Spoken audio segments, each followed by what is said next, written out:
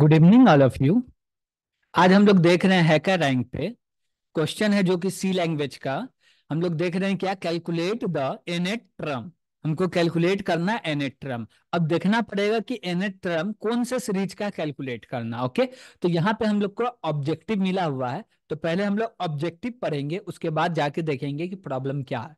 तो यहाँ बोला जा रहा है this challenges will help you learn the concept of recursion. यानी कि इस चैलेंज से हमको सीखने को मिलेगा रिकर्जन के कॉन्सेप्ट को। A function that calls itself is known as a recursive function. यानी कि ऐसा फंक्शन जो कि खुद को अपने अंदर खुद से कॉल करता हो, गॉट इट, तो उसको बोलते हैं recursive function. The C programming language support recursion. C language में जो है रिकर्जन को सपोर्ट किया जाता है। But while using recursion, one need to be careful to define an exit condition। यानी कि जब भी हम लोग रिकर्जन करें, रिकर्सिव केस बनाए, गॉट इट, तो वहां पे हम लोग को एक बेस केस बनाना है जिसको बोला जा रहा है यहाँ पे एग्जिट। यानी कि इस जो फंक्शन में रिकर्सिव हो रहा, रिकर्जन जो हो रहा, उस रिकर्जन को कब रोकना है, वही एग्जिट कंडीशन बताएगा, got it, from the function. Otherwise it will go into an infinite loop. और हम लोग एग्जिट कंडीशन नहीं बताए तो ये इन्फिनाइट लूप की तरह काम करने लगेगा, जो कि कभी एंड होने का नाम ही नहीं लेगा, गॉट इट। तो इसमें हम लोग को क्या करना पड़ेगा, एक तो बेस केस बनाना पड़ेगा, दूसरा रिकर्सिव केस बनाना पड़ेगा। रिकर्सिव केस ये होता है कि फंक्शन के अंदर खुद को कॉल करना अपने छोटे प्रॉब्लम के साथ, गॉट इट।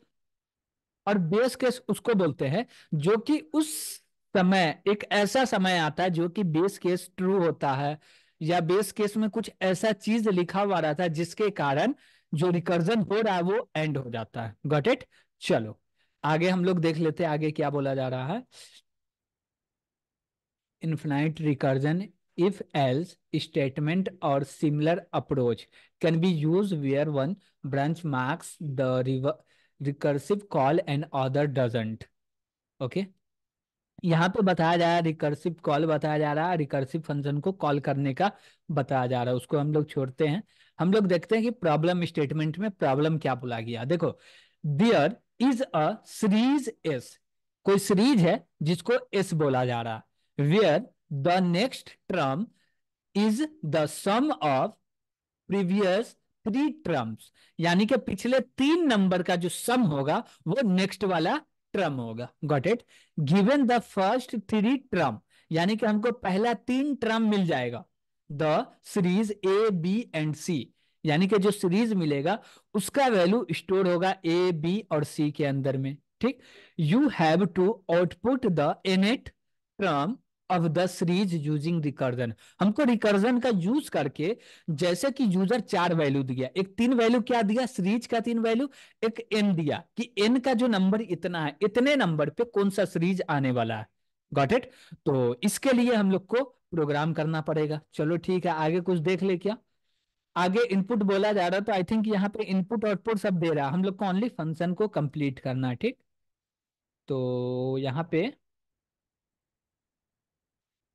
बोला जा रहा है recursive method for calculating n a term is giving below. यानी कि यहाँ पे बता रहा है कि कैसे हो रहा है, गॉट इट। एन का वैल्यू वन है, टू है, थ्री है, तो एन के वैल्यू वन पे प्रिंट हो जाएगा ए, एन का वैल्यू टू है तो प्रिंट हो जाएगा बी, और एन का वैल्यू सी है तो प्रिंट हो जाएगा थ्री, गॉट इट। और एन का वैल्यू मान लो फोर है तो प्रिंट क्या होगा, पिछले तीन नंबर का सम, यानी कि ए बी सी का जो सम आएगा वो अगला नंबर हो जाएगा, यानी कि फोर नंबर का सीरीज बन जाएगा, गॉट इट। और यहाँ पे और हम लोग को कुछ देखना है क्या, नहीं और कुछ नहीं देखना। चलो हम लोग इसका कोडिंग कर लेते हैं, गॉट इट, कि समझ में और अच्छे से आने लगे। अब देखो यहाँ पे हम लोग को तो मान लिया जाता है कि रिकर्सिव प्रॉब्लम जब भी सॉल्व करते हैं तो हम लोग मान लेते हैं कि प्रॉब्लम सॉल्व है, तो ये भी मान लिए कि प्रॉब्लम सॉल्व है, ठीक। अब हमको एक बेस केस बनाना, क्या करना है, एक बेस केस बनाना कि कब प्रोग्राम एंड हुए, क्या, कब प्रोग्राम एंड हुए। चलो ठीक है, तो हम लोग बोले क्या, इफ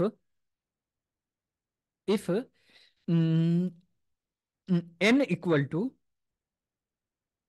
वन है क्या, हम लोग ये बेस केस बना ले, बेस केस में क्या लिख रहे हैं, एन का वैल्यू वन है, तो डायरेक्ट रिटर्न कर दो ए को, क्या रिटर्न कर दो ए को। फिर बोले दूसरा इफ, इसमें बोल रहे हैं एन का वैल्यू टू है, क्या है, टू है, तो अब क्या रिटर्न करना, तो अब हम लोग रिटर्न करेंगे बी के वैल्यू को। Got it. हम्म। तो हम लोग यहाँ पे रिटर्न कर देते हैं बी के वैल्यू को, तो रिटर्न बी कर दिए। Got it.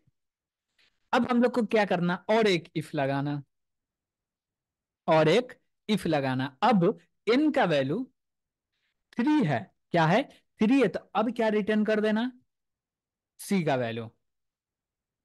Got it.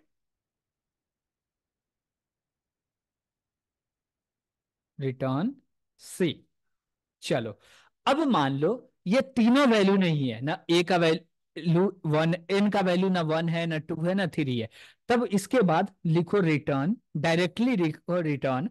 अब इसमें एक एक्सप्रेशन देना है, एक्सप्रेशन क्या देना है हमको, रिकर्सिव केस बनाना है। रिकर्सिव केस कैसे बनेगा, हम लोग बोलेंगे फाइंड, जो मेरा फंक्शन है इसमें हमको तीन वैल्यू पास करना पड़ेगा। क्या पास करना पड़ेगा, तीन वैल्यू।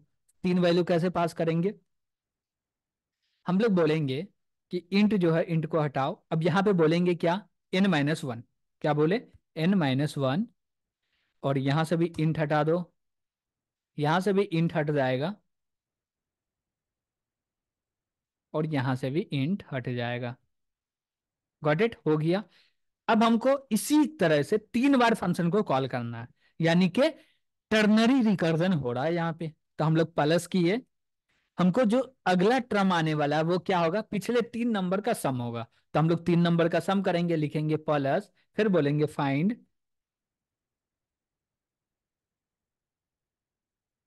अब इसके अंदर क्या लिख रहे हैं, इसके अंदर भी फिर बोलेंगे एन माइनस टू। पहले हम लोग एन माइनस वन किया, अब बोलेंगे n minus two. Got it.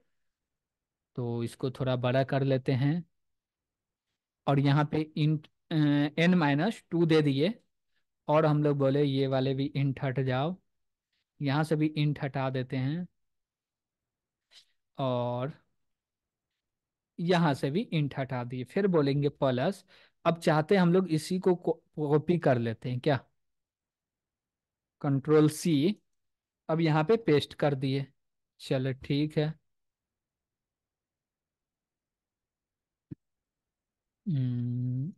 हाँ हो गया, और लास्ट में हम लोग लगा दिए सेमी कॉलन। Got it. अब यहाँ पे हो क्या रहा, पहले बोले एन माइनस वन का वैल्यू पास करो, फिर एन माइनस टू का, अब बोले एन माइनस थ्री का वैल्यू पास करना, कितना का, n minus three. Got it.